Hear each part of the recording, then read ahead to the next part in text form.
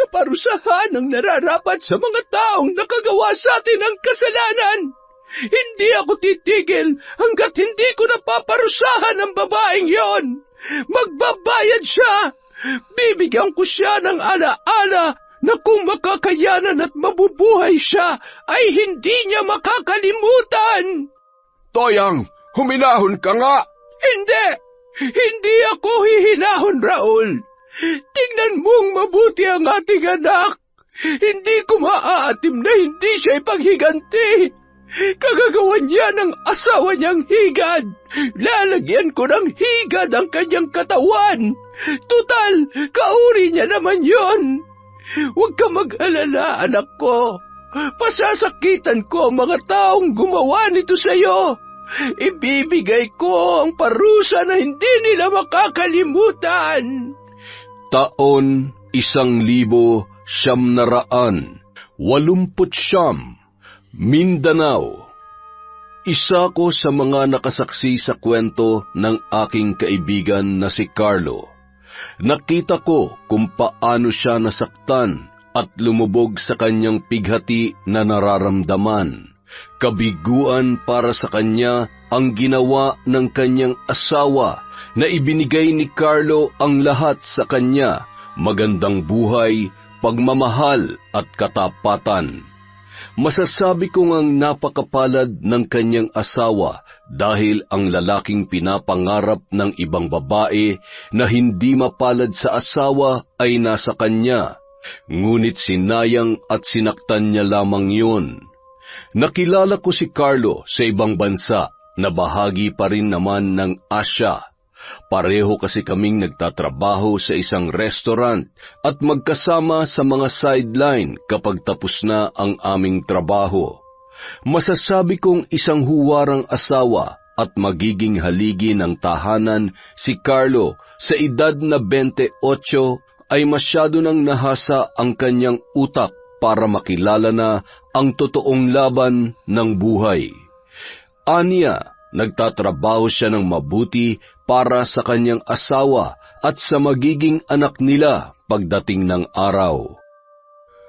Ay, itong ibang lahi talaga, oo. Mas marami pa ang chismis nila kaysa sa ginagawa. Hayaan mo na sila, tol. Basta tayo, malapit nang magbakasyon. Nakaw, tol, yung nanay ko di na magkanda ugaga. Akalain mo, may ipapakilala daw sa akin na dalaga? Malapit ka na daw kasi mapag-iwanan. Isang numero na lang, wala ka na sa kalendaryo. Wala na nga ako sa Pebrero, tol eh. Hanggang 28 lang yun. Pero di bale, tol, nasa loto pa ako.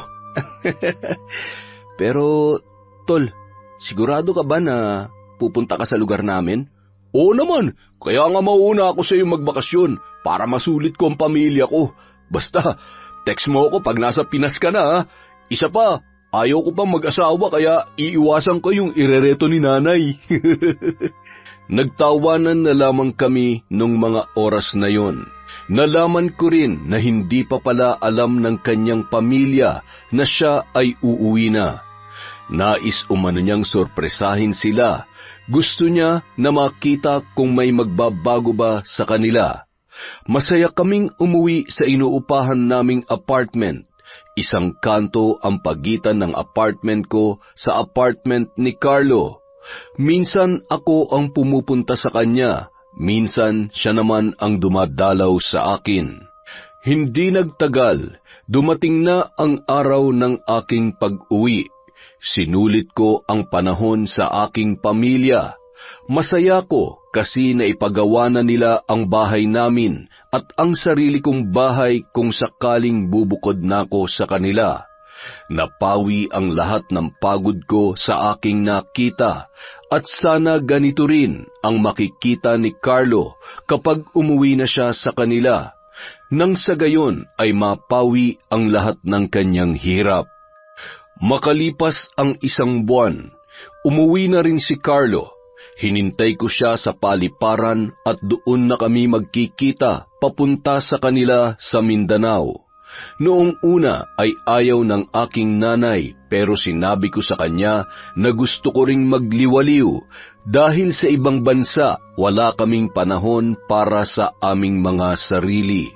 Masaya ko nang kami ay magkita. Masaya rin ako kasi ito ang una na mapapasyalan ko ang Mindanao. Hindi naman ako natatakot kahit nababalitaan kong mayroong mga aswang doon. Isa pa para sa akin, wala naman yung katotohanan at hindi pa napapatunayan. Tol, kumusta? Okay naman, Tol. Ikaw, kumusta ka? Malamang nasasabik ka ng makarating sa Mindanao. Sobra, Tol.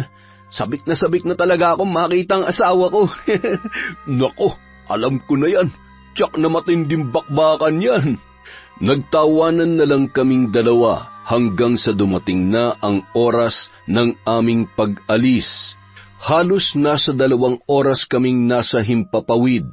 Narating namin ang paliparan ng Davao City na noon ay larawan ng isang lumang syudad. Hindi pa masyadong maraming gusali, hindi katulad ngayon na isa na ito sa pinakamaunlad na lalawigan sa buong bansa. Sumakay kami ng bus na maghahatid sa amin sa lugar nila Carlo. Hindi pa sementado ang mga kalsada kaya puro alikabok ang makikita mo sa daan. May mga puno pang matatayog at mga magagandang bulubundukin. Panay ang linga ko sa paligid dahil napakadalang lang ng mga kabahayan na nakikita ko. Para maalis ang aking inip, nagbiro ako kay Carlo na ikinatawa niya naman ng husto. Tol, parang masyadong tahimik tong lugar na to. Hindi mo naman siguro ko ipapalapa sa mga kapitbahay mo sa inyo, no? Loko ka talaga kung ano-anong iniisip mo. Huwag ka mag-alala. Mga vegetarian kami. Yun! Para klaro lang ba? Pero tol, totoo bang mga yun? Ewan tol. Marami nagsasabi na totoo pero ako tol, sa 28 ko na sa mundo, di pa naman ako nakakakita. Mas naniniwala ako tol sa mga mangkukulam at mambabarang. Di ba? Alam mo na? Oo, naaalala ko. Yung nanay mo, di ba? Pero ang mainam tol, nagbago na siya nang makilalang tatay mo. Ay, ang pag-ibig nga naman, pag dumapo sa puso ni Numan, nagbabago ang lahat. Si tatay talaga tol ang tadhana ni nanay. Akalain mo, albularyo at mangkukulam, nagkaibigan, di ba? Ako tol, kahit mambabarang itadhana sa akin, basta maganda, hindi ko aayawan yan. Ikaw talaga. Hindi lingid sa aking kaalaman ang lihim ng nanay ni Carlo. Hindi ko rin naman kinatatakutan ang pamilya niya dahil mabuting tao ang aking kaibigan, kaya natitiyak ko na ganoon din ang kanyang pamilya. Isa pa, wala naman akong kasalanan para matakot. Sigurado rin naman ako sa aking sarili na hindi ko lang basta kaibigan si Carlo, kundi matalik kaming magkaibigan na para ng magkapatid. Hindi ko na namalayan ng oras. Ginising na lamang ako ni Carlo nang nakarating na umano kami. Medyo malayo-layo pala ang biyahe. Pakiramdam ko buong araw akong nakaupo. Sulit ang 30 pesos sa biyahe namin na parang namumulot ng karayom sa daan. Mura pa ang pamasahe noon pero mahirap talagang kumita ng pera. Wow, tol, mukhang hindi naman masyadong libliban lugar ninyo. Wala naman sigurong baboy ramo dito, no? Liblib ang baryo, tol, pero hindi naman masukal. Kaya asahan mo walang baboy ramo dito. Ahas ang marami. Uy, ayos na yung ahas, tol. Wag lang baboy ramo. Ay, nako. Tara na nga. Masaya kaming naglalakad sa baryo ni na Carlo at namangha ako sa mga nakita ko, lalo na ang mga kapitbahay nila. Nakangiti sila habang binabati si Carlo at sa puntong yon umiiral na naman ang aking malikot na imahinasyon. Alam mo, tol, ganitong-ganito talaga yung napapanood kong mga palabas sa lugar ng mga aswang palangiti daw yung mga tao. Buti pa, maging manunulat ka na lang, tol. Ang dami mo naiisip. Oy, Carlo, nakarating ka na pala. Abay, mukhang gumagwapo ka lalo ah. Salamat po, Mang Gustin. Malamig lang talaga doon at bihira ang araw kaya namumutla. Sige po, magkumustahan tayo mamaya. Napangiti naman ang matandang tinawag ni Carlo na Mang Gustin. Ngunit hindi pa kami masyadong nakakalayo ay narinig ko ang sinabi ng isang kapitbahay tungkol sa asawa ni Carlo. Hindi ko alam kung narinig niya rin yun. Pwedeng oo, pero hindi na lamang niya pinansin. Ang sabi kasi ng kanyang kapitbahay, Kawawang Carlo, hindi niya alam na iniiputan siya ng asawa niya sa ulo at ang matalik pa niyang kaibigan ang kalaguyo ng asawa niya. Pinagmasdan kong mabuti ang aking kaibigan. Hindi naman napawi ang kanyang ngiti. Makikita pa rin ang saya sa kanyang muka. Malamang hindi niya narinig ang sinabi ng kanyang kapitbahay. Parang ako patuloy ang sinukluban ng langit at lupa. Parang ako ang asawa ni Sanya dahil ako ang nasasaktan. Ayaw ko naman sabihin kay Carlo ang aking narinig. Dahil ayaw kong masira ang kanyang bakasyon, hahayaan ko na lamang na siya mismo ang makahuli kung sakaling totoo man ang sinasabi ng kanyang kapitbahay. Kahit Bisaya ang salita ay may mga salita namang nauunawaan ko, katulad ng iniputan at kalaguyo na kabit ang ginamit nilang salita. Kahit matalik niya akong kaibigan, may mga bagay talaga na minsan hindi na natin dapat pinakikialaman. Basta ang mahalaga ay hindi mo iiwan ang iyong kaibigan sa oras ng kabiguan. Dinadalangin ko na lamang na sana ay hindi yun totoo, pero alam ko na may katotohanan dahil hindi naman nila sasabihin yun nang walang basehan o hindi nila nakikita. Carlo, anak! Abay, naririto ka na! Raul! Ang anak mo nandito na! Aba, ikaw nga yan, Carlo! Nay, tay, kumusta po kayo? Mabuti naman anak, mabuti. Ikaw, kumusta ka na? Mukhang pumuti ka yata ng kaunti ah. Maputla lang, tay. Siya nga po pala, may kasama po ako. Si Ricky po, tay, kaibigan ko sa ibang bansa. Isang Manila boy po, kaya kailangan magtagalog tayo. Magandang araw po. Aba, ba't hindi kayo nagsabi na darating kayo? Dali, sunod na ta. Natawa si Carlo nang tila ako ay naguluhan sa sinabi ng kanyang ina.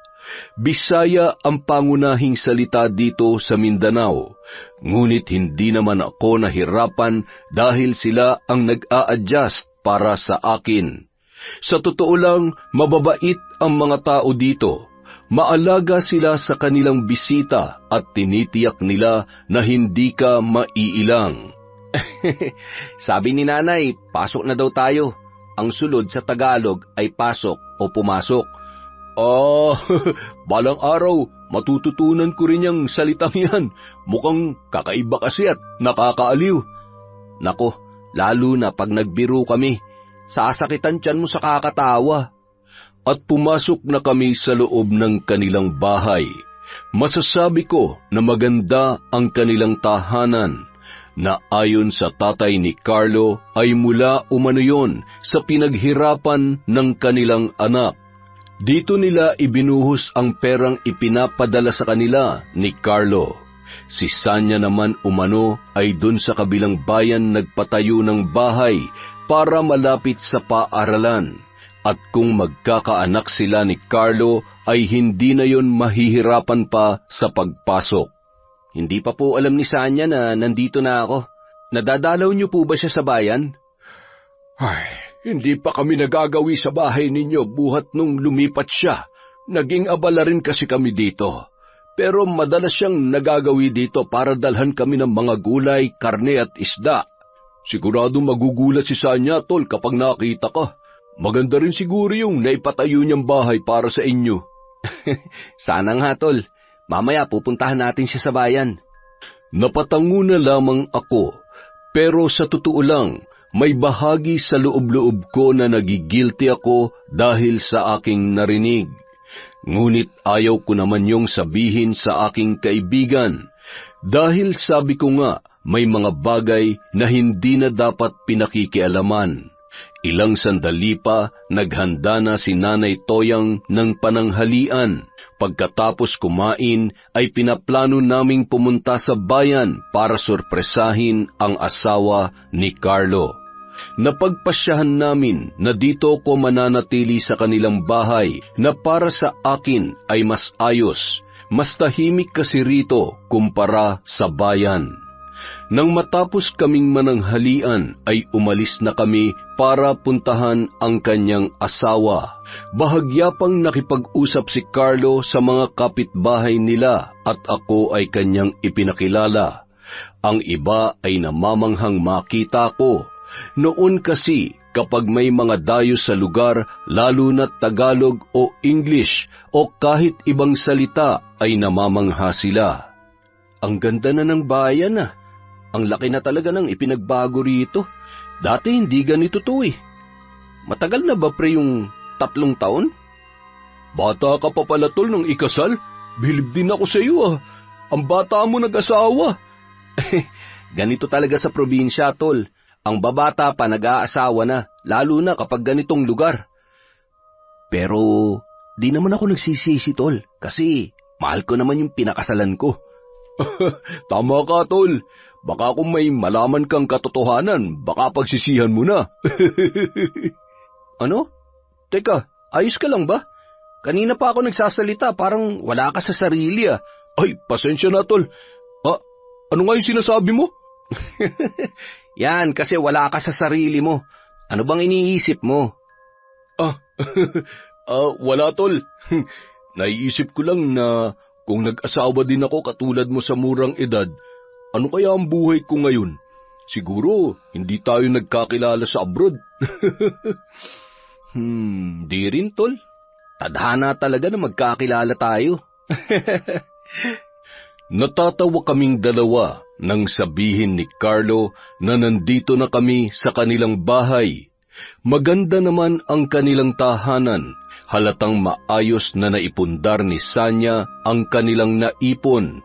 Balita ko kasi may negosyo din sila sa bayan na gulayan, prutasan at isdaan. Bagay na aking hinahangaan sa asawa ni Carlo, kung hindi ko lang sana narinig ang sinabi ng kanyang kapitbahay. Agad kaming pumasok at nagulat ang mga nasa loob nang kami ay makita. Agad na tumayo si Sanya na noon ay nakikipag-usap sa isang lalaki sa sala. Nanlaki ang kanyang mga mata nang makita si Carlo. Ganoon din ang lalaki. Nagulat din yun. Gusto ko sanang sabihin na para silang nakakita ng multo, pero pinigilan ko lamang ang aking sarili. Mahal? Ikaw nga ba talaga yan? Kailan ka pa dumating? Kararating ko lang, mahal. Marcus, pare, nandito ka pala.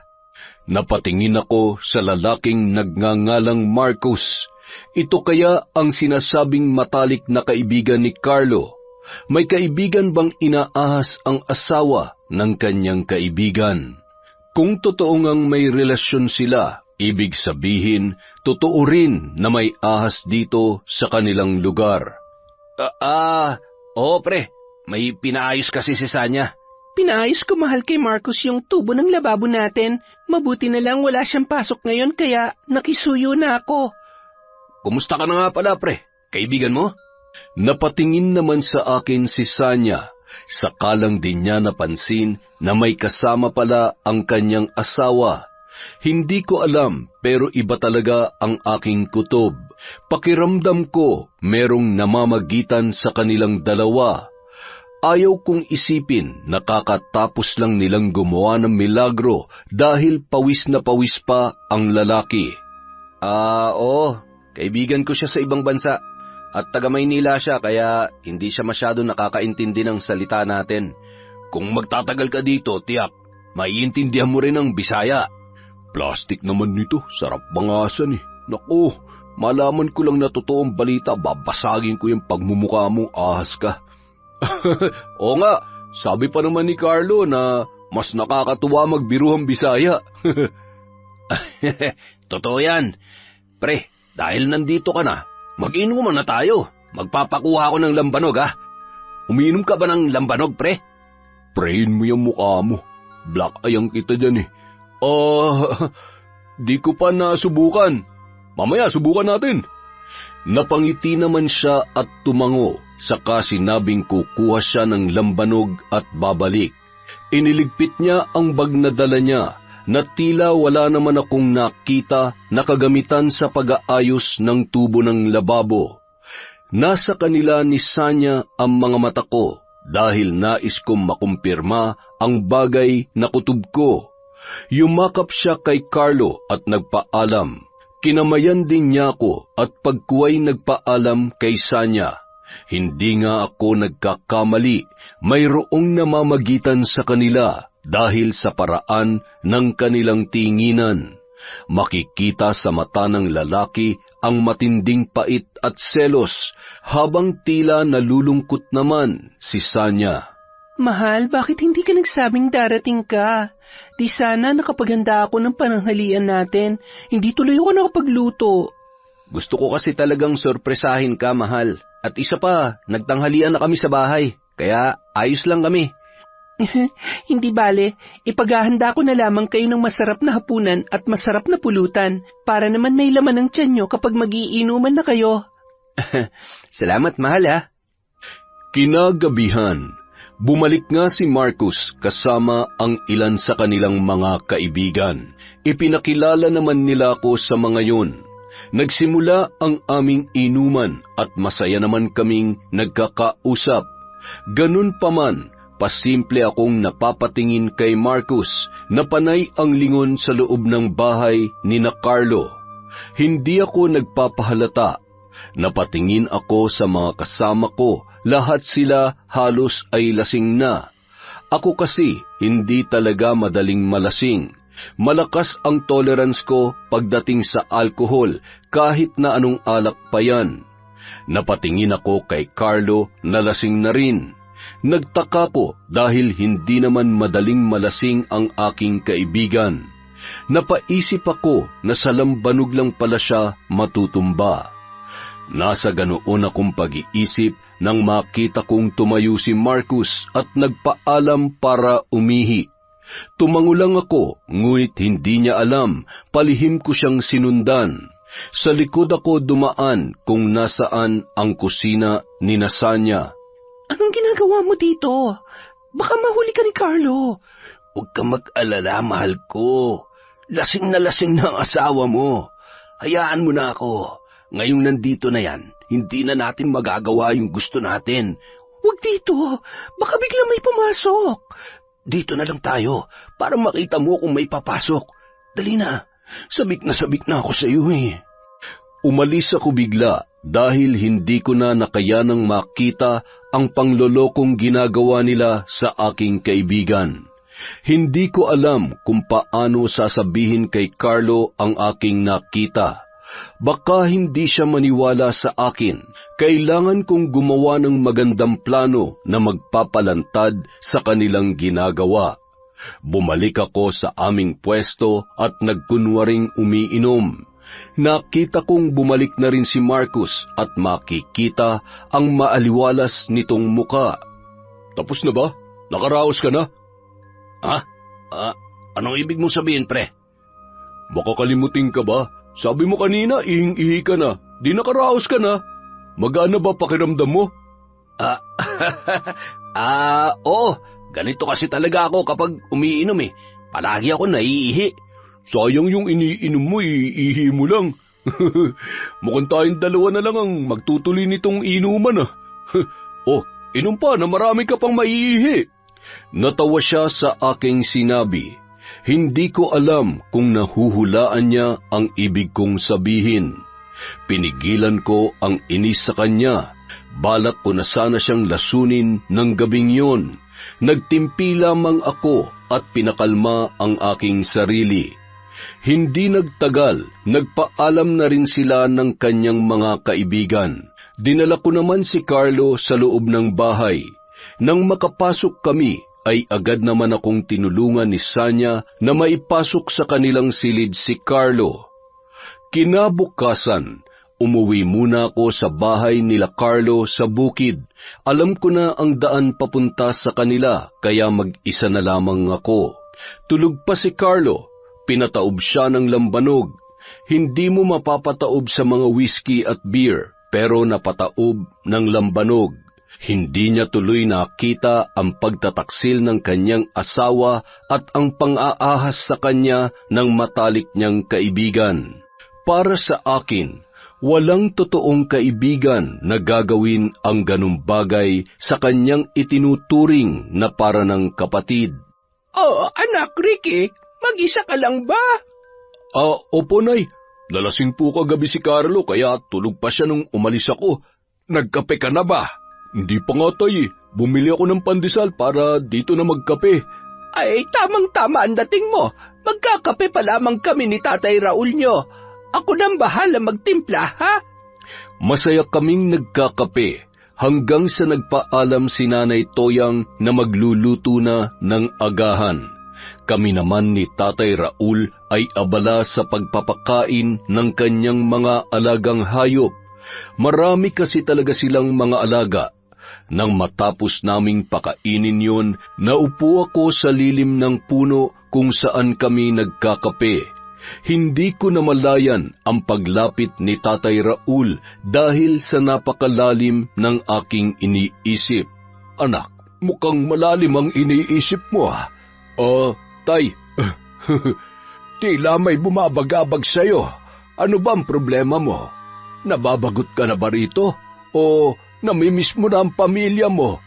Naku, hindi po ganun, Tay. Sanay akong mawalay sa pamilya ko ng matagal. Katunayan, masanay ako na palaging malayo sa kanila. Ay, mukhang mabigat ang dala-dala mo sa loob mo.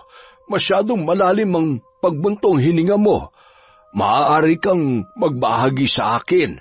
Ituring mo na akong ama mo dahil alam kong mabuti kang tao at kaibigan ka ng anak ko. Ay, Tay, matagal na po bang magkaibigan si Marcos at si Carlo? Oo, simula nung bata pa sila ay magkaibigan na silang dalawa. Para na nga magkapatid ang mga yan dahil may pagkakataong dito na natutulog si Marcos. Matagal na nga, pero ba't nagawa niyang ahasin ng kaibigan niya? Bakit mo nga pala naitanong? Napatingin ako kay Tatay Raul. Ngumiti naman siya sa akin. Makikita sa kanyang muka ang pagiging mabuting tao. Muka na marami nang natulungan. Muli akong napabuntong hininga. Pakiramdam ko napakalaking pasanin ang aking daladala sa aking kaloob-looban na hindi ko alam kung paano babawasan. Magsabi ka lamang at ako'y makikinig. Ay, Tay, wala po ako sa lugar para magsalita, pero hindi ko maatim na parang iniiputan si Carlo sa ulo ng asawa niya. Matalik kong kaibigan si Carlo at itinuring ko na rin siyang nakababata kong kapatid, kaya nasasaktan ako sa nangyayari, Tay. Teka, ano ba ang ibig mong sabihin? Sasabihin ko, Tay, pero huminahon lang po kayo, ha? Huwag kayong mabibigla. Ay, si Marcos at si Sanya po, niloloko si Carlo. May namamagitan po sa kanilang dalawa. Ako mismo nakakita sa kusina sa ginagawa nilang pagtataksil sa kaibigan ko. Pero bago yan, narinig ko na sa isang kapitbahay niyon tungkol dyan nung dating namin dito kahapon. Nagulat si Tatay Raul sa aking sinabi, ngunit mas pinili niyang ikalma ang kanyang sarili. Nakiusap siyang wag munang ipaalam kay Nanay Toyang ang aking natuklasan dahil ayaw niyang may gawing hindi maganda ang kanyang asawa. Napapatingin naman siya sa akin habang sinasabi ang katagang yun. Hindi na rin ako naggulat kung ano ang kanyang ibig sabihin dahil naiintindihan ko. Sabi ko nga, hindi naman lihim sa akin ang totoong pagkatao ni Nanay Toyang. Ilalantad ko ang kataksilan nila, Tay. Hindi ako papayag na parang ginagawa nilang tanga si Carlo. Mabuting tao ang anak ninyo. Hindi niya dapat maranasan ng ganun. Ay. Masaya ako, Ricky, dahil nagkaroon ng kaibigan ng aking anak na katulad mo. Nasa ganoon kaming tagpo nang dumating sina Carlo at Sanya, kasama ang walang hiyang si Marcus. Napaisip ako kung gaano ba kakapal ang mukha ng lalaking yon na nagawa pang sumama sa kanilang bahay. Naramdaman kong mahigpit akong hinawakan ni Tatay Raul sa aking balikat. Napatingin ako sa kanya. Napatango pa siya na tila ba sinasabing magkunwari kaming walang alam. Tol, narito ka na pala. Iniwan mo ako dun ah. Nagmano sila nang makalapit kay Tatay Raul. Napahawak pa ako sa kanyang balikat na tila pinapakalma siya dahil nanggagalaiti na siya nang magmano si Marcos at Sanya. Nakita ko namang pigil na pigil si Tatay Raul sa kanyang galit. Nasa ganoong kaming tagpo nang tawagin ni Aling Toyang si Carlo at sabay-sabay silang lumapit kay nanay at nagmano. Tay, kalma lang ha.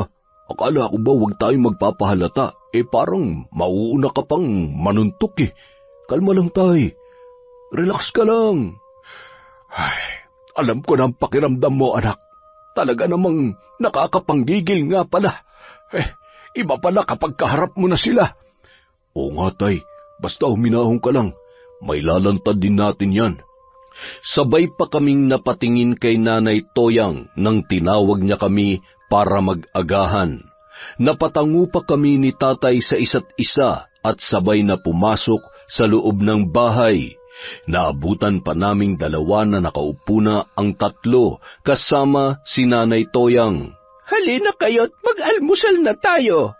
Masaya si Carlo na nagkukwento tungkol sa kabataan nila ni Marcus, kung paano umano naging saksi ang tahanang ito sa kanilang pagkakaibigan. Tawang-tawa naman si Marcus habang pinapakinggan ang kwento ni Carlo. Sa totoo lang, parang gusto ko siyang bangasan nung mga oras na yon. Pakiramdam ko, nag-akyatan lahat ng dugo ko sa ulo dahil sa inis na aking nararamdaman. Nakakatuwang isipin na ang tahanang ito ang piping saksi sa lahat ng karanasan ninyo. Kung makakapagsalita lang sana ang tahanan, no? Para maikwento niya nangyayari sa loob niya, pribado man o hindi. Hindi ba, Sanya? Nagulat sila sa aking sinabi, maliban kay Tatay Raul. Nakita ko namang tila namutla si Sanya, habang si Marcos naman ay tila ba pinagpapawisan. Nasa ganoon silang pagkagulat nang tumawa ko ng malakas at inayos ang aking pagkakaupo. Para malaman natin, Sanya, kung nung kabataan nila na pag-uusapan ba nila mga babae o kung sino bang unang naging nobya ng mga babaeng yan. Oo nga. Balita ko, maraming nagkakagusto kay Carlo nung kabataan niya. Nako, si Marcus ang maraming naging kasintahan. Naalala mo si Tanya, Marcus? Sabi mo, una't huling pag-ibig mo yon, di ba? Napatingin ako kay Marcus na napapatingin sa tila galit sa kanyang si Sanya. Payak naman siyang tumawa at sinabing bata pa lang siya noon. Isa pa, nasa Maynila na umano si Tanya at malabo nang makabalik pa dito sa kanilang lugar. Paano kung bumalik si Tanya? Anong gagawin mo, Marcus? Malabo na yun, pre. Baka nga may asawa na yun eh. Kung sakali lang naman, wala naman sigurong magagalit, di ba? Kaya, halimbawa lang naman, may magagalit ba, pre? Ay, wala naman. Kung babalik siya, hindi ko pa alam. Depende siguro sa sitwasyon. Nang matapos kaming mag-agahan, sinabi ni Tatay Raul na kung maaari ay dito muna mamalagi si Sanya sa kanilang bahay. Tutal, 3 naman ang kanilang kwarto. para naman mas makasama nila ng matagal si Carlo bago bumalik ng ibang bansa para muling magtrabaho. Sa una, nag-aalangan si Sanya, pero kalaunan ay pumayag din yon. Makahulugan pa kaming nagkatinginan ni Tatay Raul. Maya-maya, nagpaalam na si Marcus at sinabing babalik na lamang sa ibang araw. Inaya niya pa kami na muling mag-inuman. Sa isip-isip ko, lalasingin niya na naman si Carlo para makaskor na naman kay Sanya. Isang araw, umalis si Sanya papunta sa bayan. Aniya, may kukunin lang siyang damit dahil halos basa lahat ng kanyang kasuotan. Paanong hindi mababasa? Nilabhan niya kahit hindi naman labahin. Para-paraan talaga para lamang siya ay makatakas. Pumayag naman si Carlo at sinabihan niya pa ito na huwag magtatagal at huwag magpapaabot ng dilim. Nang makaalis na ang babae, inaya ko naman si Carlo kinahapunan na pumunta sa bayan at mamili ng mga ulam. Sinabi ko pang sakto lang din at isabay na namin pabalik si Sanya. Pumayag naman siya at umalis na kami. Tila ba hulog din ng langit na naroon ang kanilang mga kapitbahay na nagkukwentuhan. Kawawa naman si Carlo, no? Napakabuting tao pero niloloko ng asawa. Naramdaman kong bumagal ang lakad ni Carlo na tila ba nakikinig sa usapan ng kanilang mga kapitbahay. Tinanong ko pa siya kunwari bakit mabagal siyang maglakad at sinenyasan niya lang ako na huwag maingay. Naku, hayaan mo na. Malalaman din niya ni Carlo. Ang mabubuting tao, hindi pinababayaan ng Diyos. Mahuhuli niya rin niyang sina Marcus at Sanya. Nagulat na lamang ako nang dali-daling sumakay sa karosa ng kalabaw si Carlo. Hindi pa uso ang tricycle sa kanila nung panahong yun. Kung hindi ka sasakay sa karosa ng kalabaw, ay maglalakad ka ng 30 minuto bago makalabas sa baryo. Pagkatapos ay sasakay ka ng padyak papunta sa bayan, na kung tatakbuhin mo ay mauuna ka pa siguro na makarating sa iyong patutunguhan. Depende na rin sa pagpadyak ng nagmamaneho nito.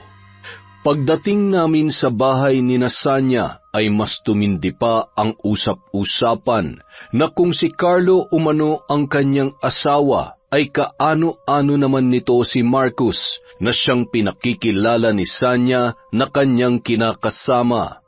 Napakuyom ang kamao ni Carlo at dali-daling pumasok sa loob ng bahay. Diretso sa kwarto nilang mag-asawa at maging ako mismo ay naggulat sa tagpong aming nasaksihan. Mga hayop kayo! Napakasasama nyo! Hayop ka, Marcus! Traidor ka! Carlo, mahal! Hayaan mo ko magpaliwanag! Lumayo ka sa akin! Nakakadiri ka! Paliwanag? Ano pang ipapaliwanag mo, Sanya? Rinig na rinig namin ang lahat. Dito nyo pa ginagawa mismo sa pamamahay ko na pinaghirapan ko sa ibang bansa? Ang kapal ng mukha mong malandi ka. Kung anong ganda at amo ng iyong muka, punong-puno lang pala ng pagbabalat kayong pagkatao mo. Nakakadiri ka! Tama na, pare! Pare? May gana ka pang tawagin akong ganun? Kapal naman ang mukha mo. Ahas ka, Marcus. Itinuring kitang kaibigan at para ng kapatid. Pero ito pang igaganti mo sa akin sa lahat ng kabutihan ko? Ang sabi ko, bantayan mo, hindi mo ahasin. Mga hayop kayo. Ang sasama nyo. Lumayas kayo dito. Layas! Carlo, mahal ko, patawarin mo ako. Nangungulila lang ako sa'yo. Carlo! Bitawan mo ako. Nandidiri ako sa'yo. Nangungulila? Sanya, nasa malayo din ako. Pero kahit kailan hindi ko ginawa sa yung ginawa mo sa akin. Wala kang kwenta. Carlo, mahal ko. Tama na, Sanya. Ang mabuti pa ay bigyan mo muna siya ng panahon. At ikaw namang gago ka. Etong sa'yo. Kulang pa yun sa kagaguhan mo. Hinabol ko si Carlo, ngunit hindi ko na siya makita. Kinabahan ako dahil baka kung ano ang gawin niya sa kanyang sarili. Panay sigaw ko na parang naghahanap ng batang nawawala. Hindi ko na alam kung ano ang aking gagawin. Isang padyak driver ang nagsabi na hinatid niya si Carlo sa may ilog, kaya dali-dali akong sumakay sa kanya para magpahatid din doon. Mainam na lamang at may kabataan pa ang nagmamaneho, kaya mabilis ang kanyang pagpapatakbo. Nanlaki ang mga mata ko nang makita ko si Carlo sa tabi ng ilog na wari ko'y magpapakalunod. Kaya dali-dali akong bumaba, pati ang padyak driver ay bumaba na rin. Carlo! Carlo! Tol! Tol, hayaan mo na akong mamatay. Tol, hindi silang dahilan para tapusin mong buhay mo. Kung magpapakamatay ka, para mo na rin sinabing talo ka, Tol. Niloko nila ako, Tol. Ang sakit. Niloko nila ako. Carlo! Bakit ka tumalon? Carlo! Hihingi na sana ako ng tulong nang biglang tumalon ang padyak driver at dali-daling sinagip si Carlo na sa kabutihang palad ay di pa nalunod ng husto. Inuwi namin si Carlo, maging ang kanyang mga kapitbahay ay nag-alala nang makita siya na parang lantang gulay at basang-basa dahil sa pagtalon sa ilog. Ay, Diyos ko! Carlo! Anak! Anong nangyari sa'yo? Iniakyat ng mga kapitbahay ang nananamlay na si Carlo habang panay naman ang iyak ni Nanay Toyang. Tay, natuklasan po ni Carlo ang lahat. Muntik na siya magpakamatay. Tumalon po siya sa ilog. Ay, ito na nga ba ang kinakatakutan ko? Tiyak akong hindi papayag ang Nanay Toyang mo na hindi makaganti. Sabay pa kaming napatingin sa bahay nang biglang nagsisigaw sa iyak si Carlo. Maging si Nanay Toyang ay napapasigaw na rin. Nagkatinginan pa kami ni Tatay Raul bago umakyat sa taas. Nakasalubong pa namin ang mga pababang kapitbahay. Anak, ano ba nangyari sa'yo? Napaano ka ba? Hayop. Mga hayop sila. Mamatay na kayo, mga hayop kayo! Mamatay na kayo! Anak, Carlo, huminahon ka. Ano ba nangyari? Ricky, anong nangyari sa kanya? Napayuko na lamang ako nang magtanong si Nanay Toyang. Sa halip na sumagot, ay humikbi na rin lamang ako ng palihim. Sa totoo lang, marami akong kinatatakutan noong mga oras na yun. Natatakot ako na baka makagawa ng kasamaan si Nanay Toyang na alam kong isang mabuting tao.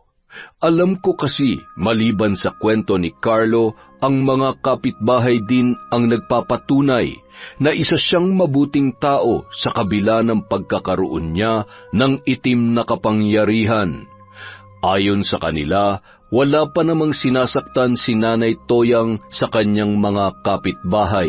Madalas pa nga silang tulungan noon sa tuwing sila ay may karamdaman sa pamamagitan ni Tatay Raul.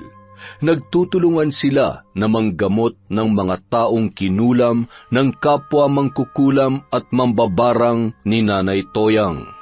Gusto ko na mamatay. Hayop ka, Marcos. Tinuring kitang kaibigan pero inahas mo ko. Bakit ang asawa ko pa? Bakit? Nanlaki ang mga mata ni Nanay Toyang nang marinig ang sinabi ng kanyang anak. Makikita mo sa kanyang mga mata ang gulat at pait sa narinig. Napayuko na lamang ako nang mapatingin siya sa akin para kumpirmahin kung totoo ba ang kanyang narinig. Totoo ba ang sinabi ng aking anak? Ricky, umamin ka sa akin. Pinagtaksilan ba siya ng kanyang asawa at ni Marcos? Nanay Toyang, opo, totoo po yun. Mga hayop na yon! Humanda sila sa akin! Asawa ko, Toyang, Noy, huminahon po kayo. Ano ang kasalanan ng aking anak? At bakit ginawa nila yon? Naging mabuti tayong mga magulang kaysa niya at hindi natin siya pinag-isipan ng masama. Nagpapakahirap ang anak ko sa ibang bansa para sa kanilang kinabukasan. Ngunit ano ang ginawa niya? Gaganti ako. Gagantihan natin sila, anak ko. Oh, Toyang, kung ano man yung iniisip mo, huwag mo nang ituloy. Kaparusahan ang nararapat sa mga taong nakagawa sa atin ng kasalanan. Hindi ako titigil hanggat hindi ko napaparusahan ang babaeng yon. Magbabayad siya. Bibigyan ko siya ng alaala na kung makakayanan niya at mabubuhay siya, ay hindi niya makakalimutan. Toyang, huminahon ka! Hindi ako hihinahon, Raul. Tingnan mong mabuti ang anak natin. Hindi ko maaatim na hindi siya ipaghiganti. Kagagawan niya ng asawa niyang higad. Lalagyan ko ng higad ang katawan niya. Tutal kauri niya naman yon. Huwag kang mag-alala, anak ko. Masasakitan ko ang mga taong gumawa nito sa iyo. Ibibigay ko ang parusa na hindi nila makakalimutan. Toyang naman, hayaan mo na lamang na Diyos ang magparusa sa kanila. Mauunawaan ng Diyos ang gagawin ko dahil mararamdaman din niya kapag nasaktan ang kanyang anak. Ganyan din ang nararamdaman ko ngayon, Raul. Nasasaktan ako para sa ating anak. Napuno ng pighati ang araw na yon. Naiintindihan ko si Nanay Toyang dahil kung ang nanay ko ang may kapangyarihan katulad niya ay gagawin din noon ang lahat para sa akin. Nasa balkonahe kami ng bahay kasama si Carlo na tila wala sa kanyang sarili. Palagi lang itong umiiyak at nauunawaan ko kahit hindi ko pa nararanasan ang magmahal, ay naiintindihan ko ang sakit na kanyang nararamdaman. Nasa ganoon kaming tagpo nang biglang dumilim ang kalangitan. Napatayo pa ko habang pinagmamasdan ang paligid. May namumuong maliliit na kidlat sa likod ng maitim na ulap. Napatingin ako kay Mang Gaston nang siya ay magsalita. Kapitbahay siya nila Carlo na naroroon sa bahay nila nanay nung mga oras na yon. Ginising nila ang natutulog na dyablo sa loob ni Toyang. Alam mo ba, Ricky, mas mahirap galitin ang mga mababait na tao dahil kapag sila ay nagalit, napakabangis. Narinig ko ng malinaw ang bawat katagang binibigkas ni Nanay Toyang mula sa isang silid na ipinagbabawal niyang aming pasukin. Maririnig ang kanyang sigaw sa aming kinaroroonan mula sa loob ng kanyang kinalalagyan. Diyos ng kadiliman, dinggin mo ang panawagan ng iyong abang lingkod. Pakinggan mo ang pagsusumamo ng puso ng isang inang nasasaktan. Ito ang aking alay. Ipagkaloob mo lamang ang aking hiling. Pahirapan mo ang 2 taong nagtaksil sa aking anak. Malalakas na kulog at kidlat ang namayani sa buong paligid. Napayuko kami ni Mang Gaston sa takot na baka tumama ang kidlat sa aming kinaroroonan. Sinabi ni Mang Gaston na wag munang tatayo dahil mapanganib pa. Hinila ko naman si Carlo na sa mga panahong yon ay panay pa rin ang iyak. Mga higad ang ipapadala ko sa katawan ni Sanya. Tuwing sasapit ang 6:00 ay susuka siya ng higad na halos kanyang ikamatay. Dinggin mo, Diyos ng kadiliman, ang aking pagsusumamo. Sa tuwing sasapit ang 6:00, susuka ng sinulid ang lalaking si Marcos. Hindi mapuputol at titigil sa paglabas ang sinulid hanggang sa matapos ang 6:00. Dinggin mo, Hari ng Kadiliman. Dinggin mo ang iyong abang lingkod. Halos mapasigaw kami at ang iba pang mga kapitbahay nang biglang may tumamang napakalakas na kidlat sa isang malaking puno. Sinabayan pa ng nakakatakot na tunog ng kulog na akala mo'y bilyong tambol ang pumupukpok sa langit. Dumilim bahagya ang paligid na sinabayan pa ng malakas na hangin. Ilang minuto rin ang itinagal noon at bigla ring lumiwanag. Nagkatinginan pa kami ni Mang Gaston nang maging maaliwalas na ang buong paligid. Maya-maya, dumating si tatay na hingal na tila galing sa pagtakbo. Ay, nagawa niya na, Raul. Diyos ko, patawarin niyo po ang asawa ko. Samantala, sa bayan kung saan ako nagtungo para makibalita, ay nalaman ko ang naging kalagayan nina Marcos at Sanya. Ayon sa mga kapitbahay ay nagsusuka umano si Marcos ng sinulid tuwing sasapit ang 6:00. Ang duda nila ay kinulam ang binata. Sa bahay nila Carlo ko naman lagi para magmatsyag. Utos din yon ni Tatay Raul para makibalita kung ano ang nangyayari. Mag-6:00 na noon nang makarinig ako ng takbuhan ng mga tao. Pakiramdam ko'y papunta sila sa bahay ni Marcos. Walang dalawang sabing ako ay bumangon at pumunta sa kanilang bahay. Maging ako ay nagulat sa aking nasaksihan. Nagsusuka ng sinulid si Marcos, sinulid na pantahi ng damit. Nagsisigawan ang kanyang mga magulang dahil sa takot. Ay, Diyos ko, tiyak kinulam ang batang yan. Parusa yan sa pakikipagrelasyon niya sa asawa ng iba. Ang babaeng yun naman talaga ang malas sa buhay ni Marcos. Ang pagkakaalam ko ay ayaw naman sana ni Marcos, pero mapilit yung babae. Bali-balita na hindi lang naman daw si Marcos ang inaakit niyang si... Ano nga ang pangalan nun? Sanya? Salot yan sa bayang ito, kaya ayan, pinarurusahan din. Balita ko'y umuwi yun sa kabilang bayan buhat nung nahuli ng asawa niya sila ni Marcos. Ayun, kinulam mo, binarang din yata. Hindi ako nagpahalata na kilala ko ang mga pinag-uusapan nila. Hindi ko alam kung dapat ba kong maging masaya sa sinapit ng dalawa. Ngunit kasalanan din nila ang nangyari. Kung hindi nila sinira ang tiwala ni Carlo, ay hindi naman sila mapaparusahan. Napatingin ako kay Marcos nang halos magmakaawa na ito. Kitang-kita sa mukha niya ang matinding paghihirap. Patawarin mo ako. Inakit niya lamang ako. Matindi ang pagsusuka ni Marcos na may kasama ng dugo. Halos mapigtas na rin ang kanyang mga ugat sa leeg at lumuluwa na ang mata sa kakasigaw. Muli akong napatingin sa loob nang sumigaw ang kanyang magulang. Halos masuka rin ako sa nakita na ang suka niya'y may kasama ng uod. Ang kanyang balat ay lumulobo na akala mo ay may lalabas na kung anong insekto.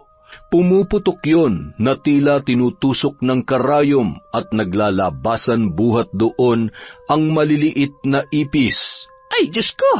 Ang mabuti pa'y tumawag na kayo ng albularyo!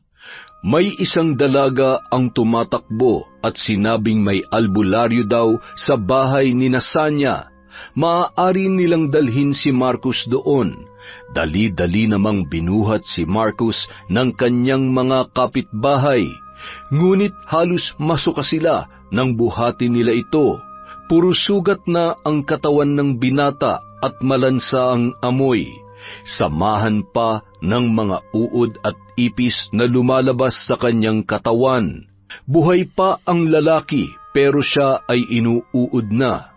Kalunos-lunos ang kanyang sinapit. Kung nagulat ako kay Marcos, ay mas nagulat ako sa nangyayari kay Sanya. Nakita ko siyang parang sinasapian at nangingisay habang may lumalabas na uod sa kanyang bibig. Ang nakakadiri pa, mabuhok ang mga uod na kilala sa tawag na higad. Makatirin yun kapag dumapo ang mga buhok nito sa iyong katawan. Diyos ko po, mahabaging langit. Matindi siguro ang galit ng nagpabarang sa kanila. Sabi ng kapitbahay. Napalingon na lang ako sa loob ng bahay nang tumayo ang albularyo at napailing-iling. Nakapagpahinga na ang dalawa. Pagtingin ko sa rilong pambisig ay mag-aalas 7 na ng gabi. Matindi ang galit ng nambarang sa dalawang ito, at iisa lang ang gumawa noon. Nakagawa sila ng kasalanan. Ang lalaking ito ay kabit ng anak ninyo. Nagulat ang ina ni Sanya sa kanyang narinig at napaiyak na lamang. Aniya, hindi siya makapaniwalang nagtataksil ang anak niya kay Carlo, gayong napakabuti ng lalaki at ng pamilya nito. Alam na alam din niya kung gaano kamahal ni Carlo ang kanyang anak. Si Carlo lamang ang makakapagpatigil nito, dahil nagawa lamang ng mambabarang ang bagay na ito para kay Carlo. Ang kasalanan ay may kaparusahan, at ang kaparusahan may kaakibat na kamatayan. Ang paghingi ng tawad ang tanging paraan para maibsan ang galit. Walang kahit anong gamot ang makakapagpagaling sa kulam o barang dahil sa kasalanan.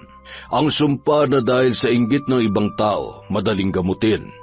Pero ang barang dahil nakagawa ka ng kasamaan sa kapwa mo tao, ay siyang walang gamot, maliban sa paghingi ng kapatawaran. Umuwi ako matapos kong masaksihan ang lahat. Nakita ko si Tatay Raul na nakaupo sa bakuran habang si Carlo ay nasa balkonahe pa rin at walang imik. Nang makita ko ni Tatay Raul ay agad siyang lumapit sa akin. Ako naman, napabuntong hininga na lamang saka umupo. Tay, kung makikita mo lang ang kanilang sitwasyon, kahit ikaw, maaawa ka. Noon, hindi ako naniniwala sa mga kulam at barang, pero nung makita kong sinapit nilang dalawa, masasabi kong totoo nga po talaga. Kasalukuyan kaming nasa bakuran sa may lilim ng puno kung saan mayroong upuan.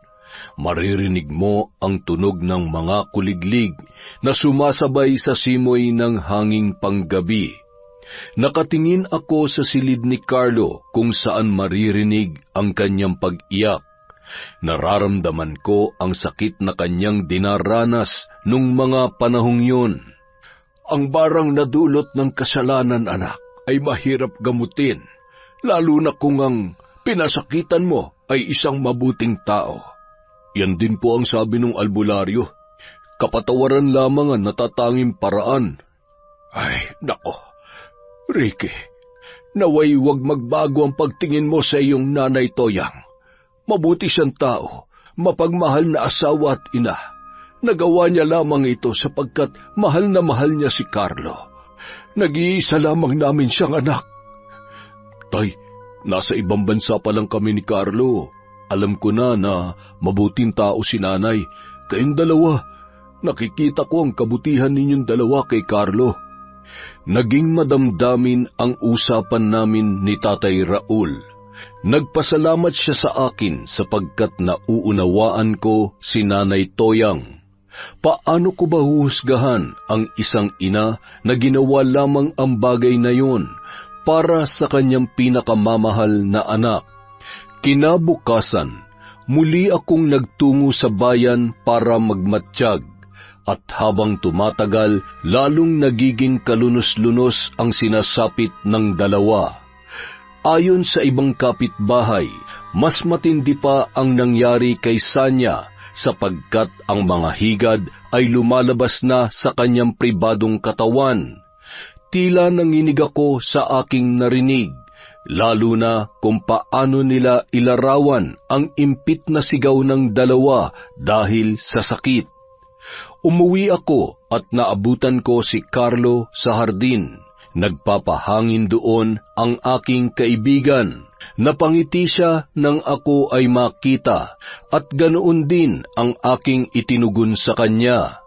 Masaya kong makita na kahit papaano ay nakakangiti na siya kahit ramdam ko pa rin ang pait sa kanyang mga mata. Kinumusta niya ako at tinanong kung saan ako nanggaling. Gumuhit sa aking muka ang lungkot at pangamba na kanya namang ikinabahala. Tol, bakit? May problema ba? Saan ka galing? Sa bayan, tol. Sa bahay ninyo. Naroon pa ba yung mga hayop na yon? Si Sanya, nandun pa ba siya? Wala na, tol. Pero baka isang araw mabalitaan mo na lang. Paglalamayan na sila. Ha? Anong ibig mong sabihin? Anong paglalamayan? Hindi mo alam? Hindi. Ano ba yun? Wala ako sa posisyon na magsalita, tol. Mainam na ikaw na lang ang makakita. Tara sa bayan. Umalis kami ni Carlo para puntahan sina Sanya. Panahon na siguro para siya ang makakita. Para siya mismo ang makapagdesisyon kung patatawarin niya ba ang kanyang asawa at ang kanyang kaibigan. Nang makarating kami sa bayan, narinig agad ni Carlo ang usap-usapan patungkol sa nangyari kina Sanya at Marcus. Ang una naming pinuntahan ay si Marcus at halos masukan ako sa nangyari sa kanya. Pumutok na ang lahat ng lumulobong parte ng kanyang katawan at halos lumabas na ang mga laman noon. Maging si Carlo ay halos masuka na rin sa sinapit ng dati niyang kaibigan. Nang makita siya ni Marcus ay agad itong humingi ng tawad.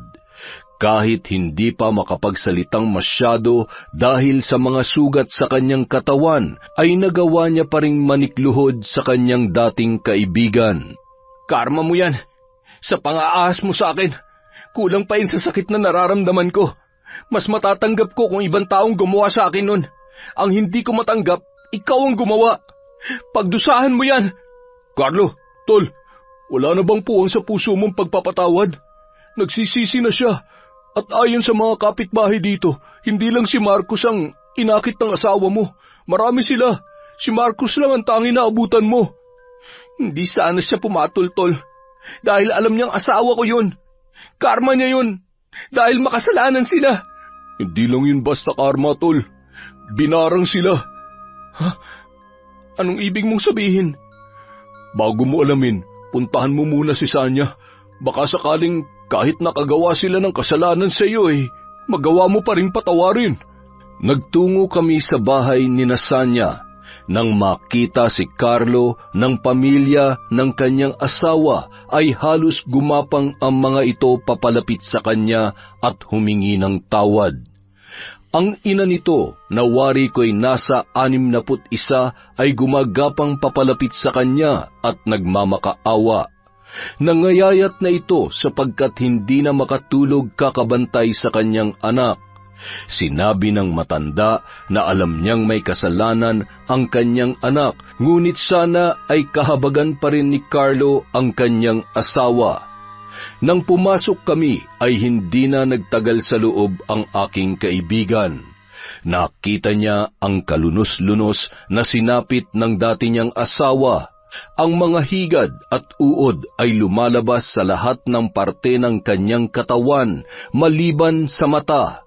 Halos butot balat na rin ito at animoy bangkay na hindi pa nalilibing at butot balat na lamang. Ang tanging narinig lamang ni Carlo kay Sanya bago lumabas ay ang paghingi nito ng tawad. Sinong gumawa niyan sa kanila, tol? Hindi na lamang ako umimik at sa pamamagitan ng pananahimik ko ay alam na ni Carlo kung sino ang may kagagawan noon. Nanlaki ang kanyang mga mata habang sinasabi na kailangan na naming umuwi. Ngunit bago pa man kami makaalis, ay nagsisigaw ang dati niyang asawa.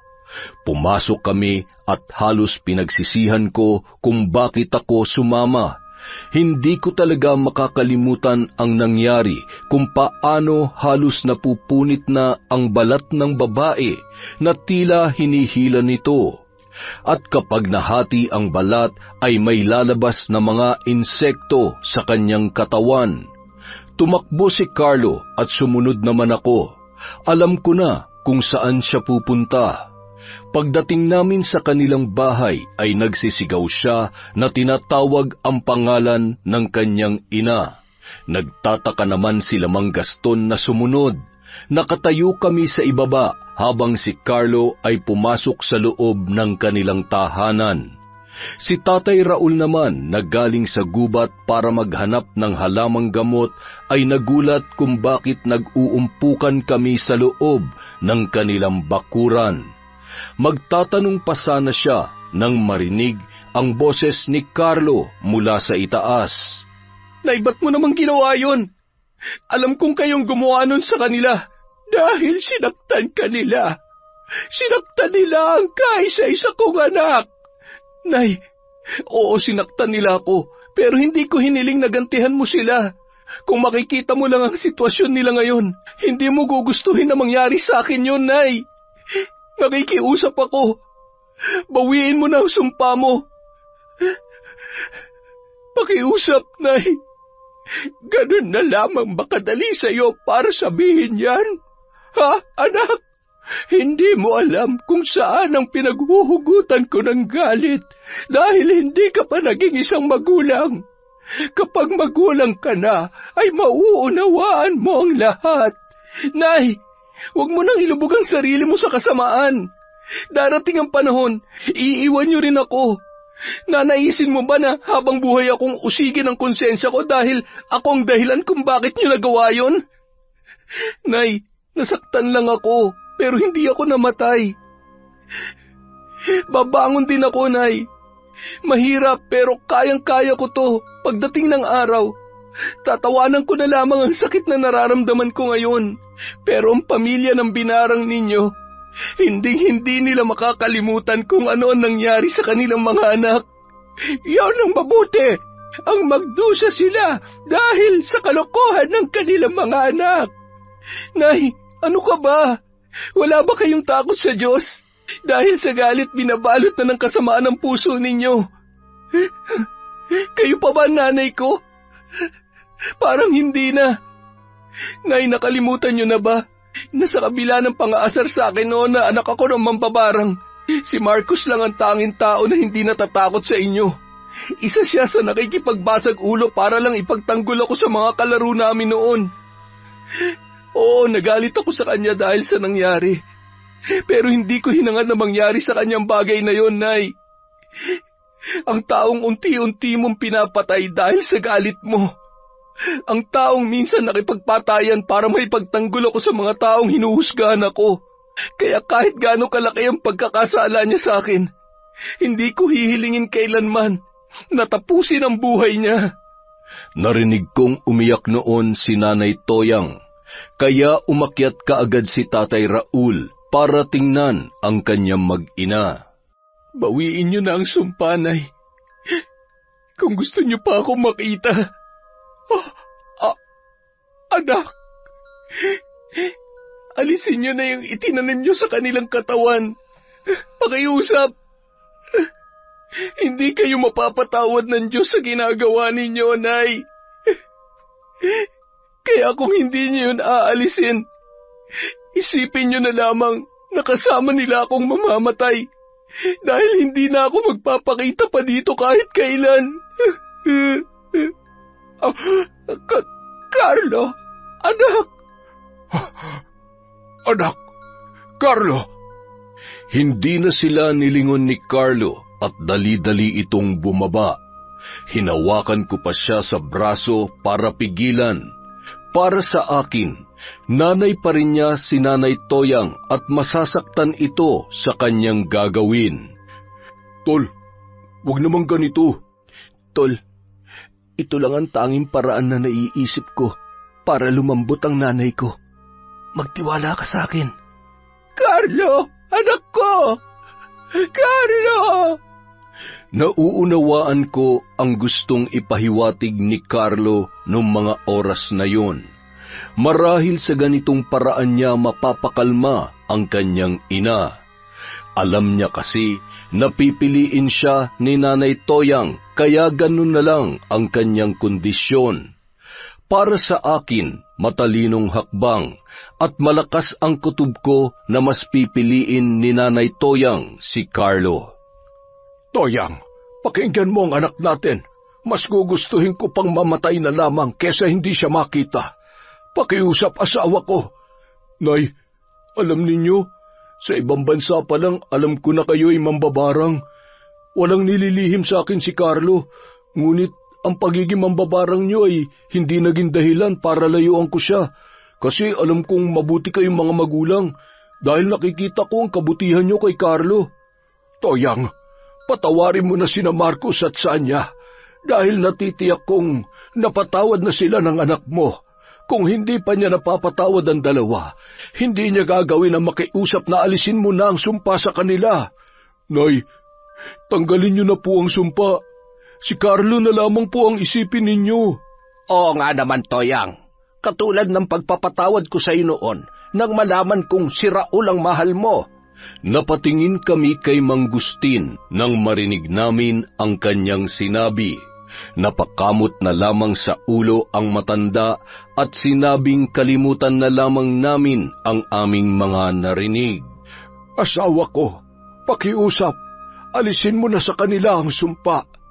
Bakit ba ang ingay ninyo? At ikaw, Gaston, bakit ka nakikisali dito? Anong patawad ang sinasabi mo? Dahil sa ingay ninyong tatlo, hindi ko tuloy maisip ang dasal at mga gamot na kakailanganin ko. Dahil ang mga sinasabi ninyo ang sumasagi sa isip ko. Ay nako, pasaway na mga lalaki. Nagtawanan kaming tatlo habang hinahatid ng tingin si Nanay Toyang sa kanyang silid. Kinagabihan, isinagawa na ni Nanay Toyang ang ritual para bawiin at alisin ang lahat ng kanyang itinanim sa katawan ni na Marcos at Sanya.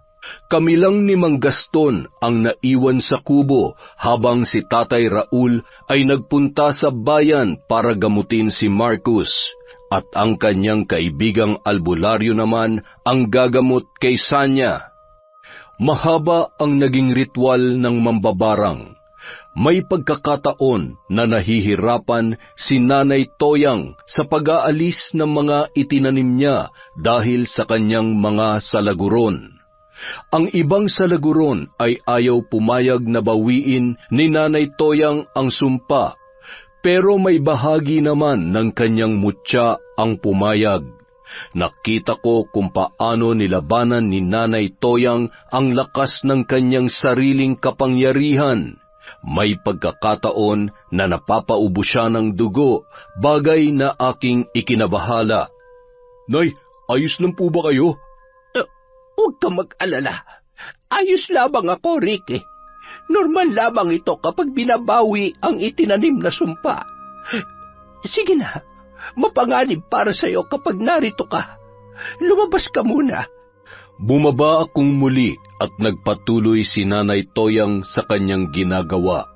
Hindi ko na alam kung ilang oras siya sa ganoong tagpo. Ngunit ang masasabi ko lamang nung panahong yon habang nakatingin sa kanya sa itaas ay walang kasing dalisay ang kanyang pag-ibig para kay Carlo. Kaya ipinanalangin ko noon sa Panginoong Diyos na siya ay patawarin at tulungang maitama ang kanyang pagkakamali. Ang totoo niyan, ako talaga ang una nanligaw kay Toyang. Pero ang sinagot niya ay si Raul. May pagsisisi ba na hindi nyo ipinaglaban yon? Ay, Jesus, hindi naman. Kasi nakilala ko naman ang aking asawa na mas maganda pa kaysa kay Toyang. Masaya naman ako at si Raul, nakatagpo niya na isa ding mabuting tao. Yun lang naman ang mahalaga. Kaya ikaw, pag natuto ka na magmahal, piliin mo yung taong mabuti. Napangiti na lamang ako sa sinabing yon ni Mang Gaston. Saka ko ibinalik ang aking tingin kay Nanay Toyang na abala sa kanyang pagriritual. Sana matapos na ang kaguluhang ito at magkapatawaran na sila, nang sa ganon ay mawala na ang problema ng buong pamilya. Nang matanggal na ni Nanay Toyang ang kanyang mga itinanim, gumaling na sina Sanya at Marcos. Bagaman hindi pa nila nababawi ang kanilang lakas, ay nagpunta sila sa bahay ni na Carlo para harapin ang buong pamilya nito. Ako naman nakikinig lang sa kanila, tahimik na nagmamatsyag. Ako na po ang una magsasalita. Carlo, patawarin mo ako sa ginawa ko. Alam ko na walang kapatawaran na nagawa ko sa iyo. Nagpadala ako sa pangungulila ko. Alam ko na naging tapat ka sa akin. Ako lang ang hindi naging tapat sa ating relasyon. Patawarin mo na ako. Hindi mo kailangan lumuhod. Hindi naman ako Diyos para gawin mo yan. Hindi. Hayaan mong gawin ko to. Dahil sa ganitong paraan ko mababayaran ang ginawa ko. Hayaan mo ako pakiusap, Carlo. Magalit ka sa akin, kasuklaman mo ako, sumbatan mo ako, para maibsan lahat ng sakit na nadarama mo. Tatanggapin ko lahat ng masasakit na salita. Dahil alam ko kulang pa yan sa lahat na nagawa ko at idinulot ko sa iyo. Sanya, tama na. Tumayo ka na. Oo, masakit ang ginawa mo. Ninyo ni Marcos. Hindi agad-agad mawawala ang sakit na yon. Ngunit ang galit ay wala na. Panahon lang ang makapagsasabi kung kailan maghihilom ang sugat na idinulot ninyo. Ganyan talaga ang buhay. Hindi lahat ng panahon masaya. Patawarin mo rin ako sa ginawa ni nanay. Nagawa niya yun dahil sa pagmamahal niya sa akin. Nagawa niya din yun dahil hindi niya akalain na magagawa mo sa akin yun. Pinagkatiwalaan niya kayo ni Marcos at minahal na parang mga anak dahil alam niyang mahal kita at mahalaga sa akin ang pagkakaibigan namin ni Marcos. Hindi, Carlo. Nauunawaan ko si nanay. Wala siyang kasalanan. Ako lang ang may kasalanan. Alam ko na mabuti siyang taong ngunit dahil sa akin, napukaw ang galit niya. Nauunawaan ko si nanay. Nay Toyang, alam kong hindi niyo ako mapapatawad. Pero humihingi pa rin po ako ng tawad. Sorry po sa mga naidulot ko sa inyo. Patawarin niyo po ako, Nay. Kayo rin po, Tay. Sorry po sa inyo. Pinapatawad na kita, anak. Dahil alam kong napatawad ka na ni Carlo. Hayaan mo ang panahon ang maghilom sa sugat ng puso ko. Balang araw ay mapapatawad din kita. Pero sa ngayon, hindi ko pa kaya yon, Sanya. Nauunawaan ko po kayo. Maghihintay po ako na dumating ang araw na yon. Pagkatapos ni Sanya ay lumapit naman si Marcos. Inalalayan pa siya ng kanyang kapatid dahil nang hina siya dulot ng kanyang pangangayayat. Nakakahabag ang kanyang kalagayan. Pare, Carlo, hindi ko alam kung saan ako magsisimula. Alam ko na kulang pang nangyari sa akin para maging kabayaran sa kasalanan ko. Pero patawarin mo ko. Tol, patawad. Alam ko hindi sapat ang salitang yun para mabayaran ko ang ginawa ko sa iyo. Napatingin na lamang ako kay Carlo. Makikita ko sa kanyang mga mata, hindi ang galit at hindi rin siya naaawa. Nakatingin lang siya sa kanyang kaibigan. Hindi ko alam kung tama pa bang sabihin kong kaibigan o baka dating kaibigan na lamang. Nanatili lang siyang nakatingin sa umiiyak na si Marcos hanggang sa napaluhod na rin ang lalaki. Sinayang ko naging samahan natin. Nagpadala ako sa tukso. Kung may pinagsisisihan man ako sa buhay ko, yun ay ang sinira kong tiwala mo at ang pagkakaibigan nating dalawa. Nagkamali ako, Tol. Patawarin mo sana ako. Tumayo ka. Hayaan nating ang panahon na lang ang siya maghilom sa lahat ng sugat na meron tayo. At ikaw, Sanya, alam ko na kahit magkabalikan tayo, hindi mo pa rin kakayanin kapag nalayo ako. Kaya mainam na palayain na lamang kita at tapusin na lamang natin ang lahat. Nakita ko ang sakit sa mga mata ni Sanya nang marinig ang sinabing yon ni Carlo. Pero mas pinili niyang yumuko, umiyak at tumango na lamang dahil nakikita ko rin na buo na ang desisyon ng aking kaibigan. Mahirap sa akin ang desisyong ito, Sanya. Pero alam mo yan, dahil alam mo rin kung gaano kita kamahal.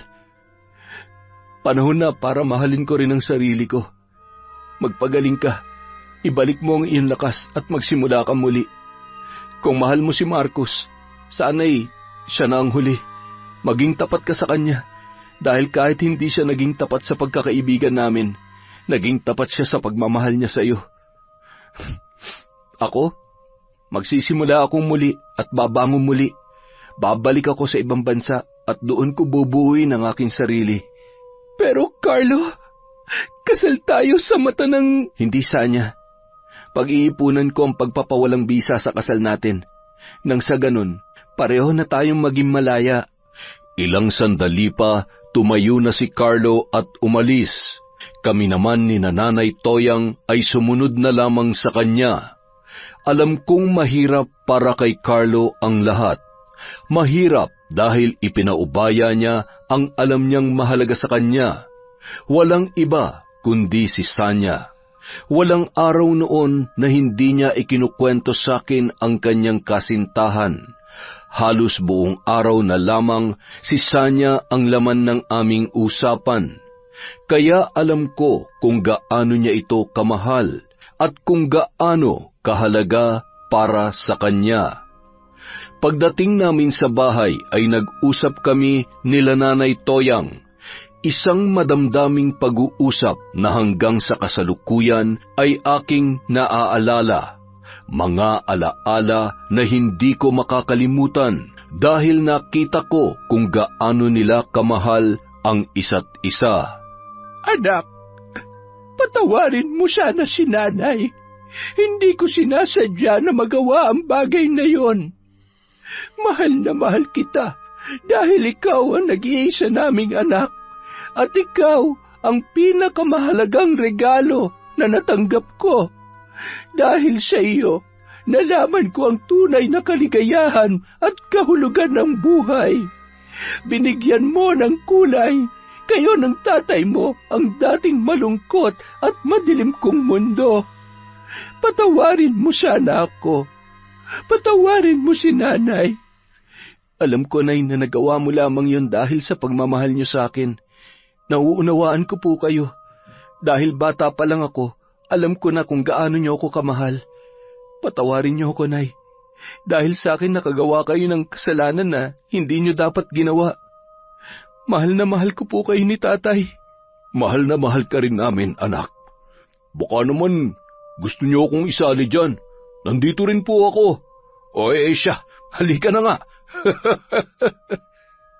At dumating na ang araw ng pag-alis namin ni Carlo.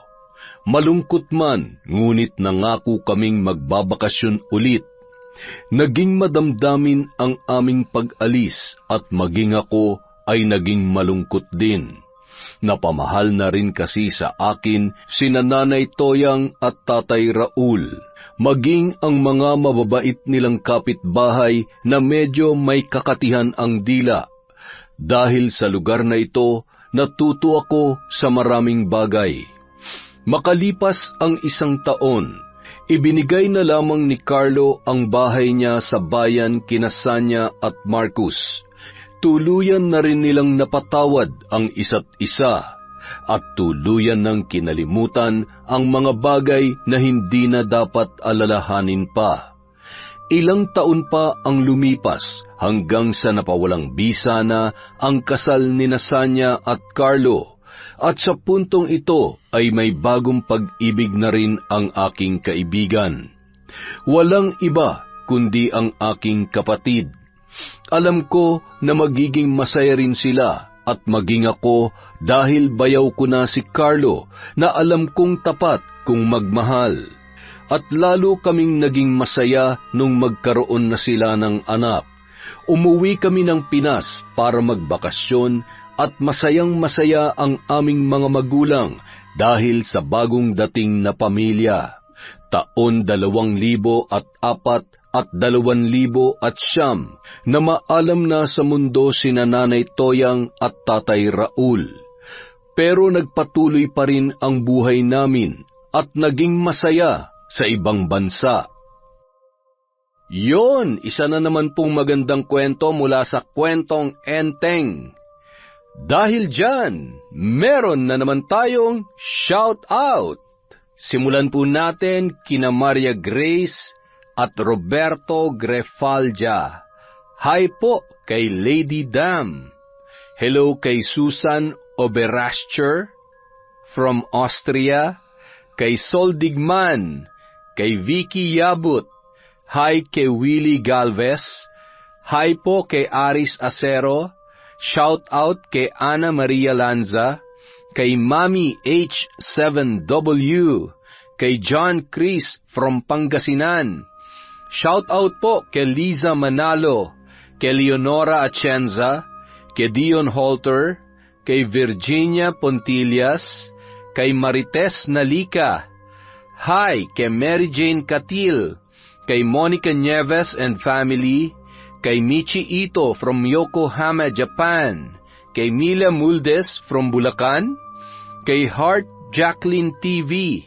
Hello po kay Almira Africano, kay Condesa, kay Noemi Garcia Pabunan, Hi Sarayoso, Puhawan at Kakalja family, sa Sibayan family from Pangasinan, kay Brethart Vahelidad, kay RG Dan Bansag from Hong Kong, hi kay Cristel J. Moreno from Kuwait, kay Kurt Mina, hello po kay Miss Maura, kay Kuya Vicente Official, kay Mukbanger 21 Mix, hi kay Chona Bainosa, Salve Fajardo, Marilu Umbal, Cynthia Camacho, Merlin Villeza, at Zia San Pedro from Al-Hasa, Saudi Arabia. Hi po kay Sweet Mommy, kay Lian from Vegas, kay Kat Burglar Cutie, hi kay Melinda Concepcion, hello kay Kim Rialco from Mandaluyong City, kay Marian Tamashiro, hello po kay Lucia from Spain, kay Glenda Gilyado, hi kay Chander de Guzman, hello po kay Alma Naong, kay Vicky Yabut, kay Jerlyn Batal, kay RV Tiong, hi kay Manisan Mamot Mapadtaya, kay Rosette Ersando, kay Lent TV2, at kay Michelle Esperon from Quezon City. Maraming salamat po sa walang sawang pakikinig sa Kwentong Enteng.